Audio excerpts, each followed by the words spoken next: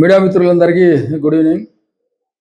ఈ యొక్క press meet యొక్క ముఖ్యాంశం ఏమనంటే, గత వారం రోజులుగా తాడిపత్రి పట్టణంలో అసాంఘిక కార్యకలాపమైనటువంటి మట్కా మహమ్మారిని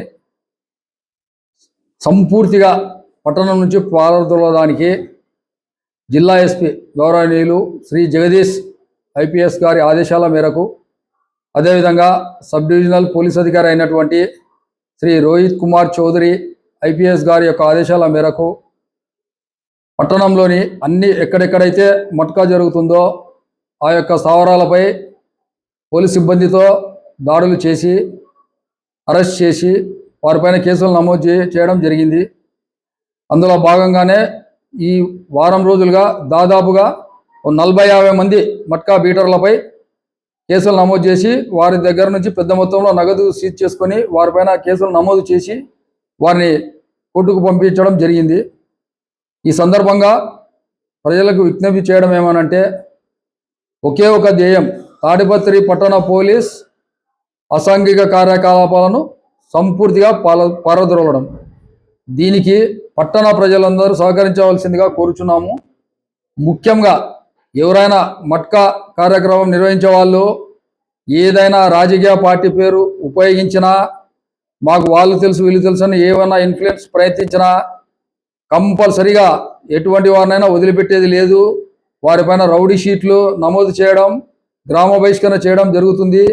అంతేకాకుండా ఈ మహమ్మారి వల్ల ఆస్తులు ఏదైనా కూడబెట్టుకున్నట్టయితే వాటన్నిటిపైన కూడా ఆధారాలు సేకరించి వాటిని జప్తు కొరకు ప్రభుత్వానికి నివేదించడం జరుగుతుంది.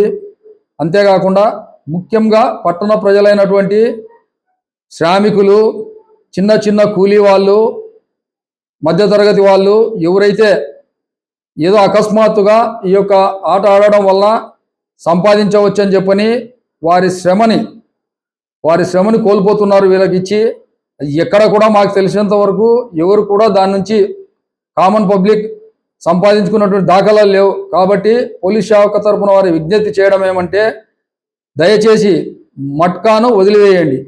మీరు వాళ్ళని రాయడానికి వాళ్ళని ఎంకరేజ్ చేయడం వల్ల వాళ్ళు మీ దగ్గర నుంచి కష్టపడి సంపాదించినటువంటి సొమ్మును తీసుకొని వారు లబ్ధి పొందుతున్నారు. కాబట్టి దయచేసి ఈ యొక్క పోలీస్ చేస్తున్నటువంటి ఈ మట్కా నిర్మూలన కార్యక్రమంలో ప్రజలందరూ కూడా పాల్గొని సహకరించి వారిని బహిష్కరించవలసిందిగా పోలీస్ శాఖ తరఫున విజ్ఞప్తి చేస్తున్నాం. ఇప్పటివరకు దాదాపుగా 20-25 కేసుల వరకు నమోదు చేయడం జరిగింది. 60-70 మంది పైన కేసులు నమోదు చేయడం జరిగింది.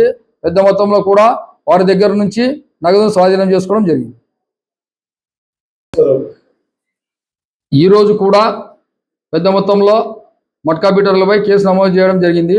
ముఖ్యంగా పట్టణంలో ప్రముఖంగా వినిపించే పేరు లప్పా కాజా అలియాస్ కాజా, గాంధీకట్ట వీధిలో ఉన్నటువంటి ఆ సోదరుడైనటువంటి ఆరిఫ్ బాషాపై మట్కా కేసు నమోదు చేసి అతని దగ్గర నుంచి ₹1,00,000 స్వాధీనం చేసుకోవడం జరిగింది.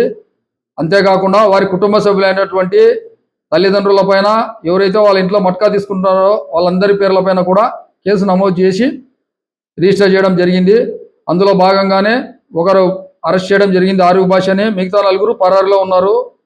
పరారీలో ఉన్న వారికి కూడా పోలీస్ హెచ్చరిక, వారు ఎటువంటి ఆలస్యం చేయకుండా పోలీస్ స్టేషన్లో లొంగిపోయి వారి యొక్క కేసులో జామీన్ తీసుకొని సామాన్య జీవితం జీవించవలసిందిగా విజ్ఞప్తి చేస్తున్నాము. లేకపోతే శాశ్వతంగా కూడా వాళ్ళని పట్టణ బహిష్కరణ చేస్తామని చెప్పని ఈ సందర్భంగా హెచ్చరిస్తున్నాం.